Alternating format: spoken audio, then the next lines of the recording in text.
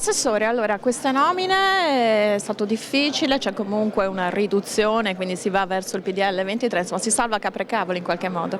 Ma io direi che siamo stati rispettosi del programma che abbiamo consegnato agli elettori. C'è stata una riduzione importante, la parola, la gestione sovrana rimane sempre comunque del Consiglio regionale.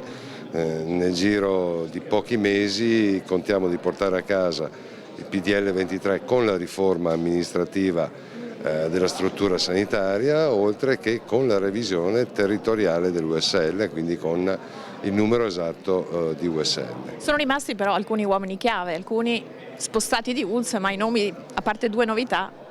Sì, sono rimasti uomini chiave, in questi anni noi abbiamo applicato in maniera seria quelli che sono i costi standard, a differenza del governo centrale che tentenna sempre quando sono da applicare appunto i costi standard. Abbiamo ottenuto dei buoni risultati, vogliamo far meglio in coordinamento con una squadra forte e coesa.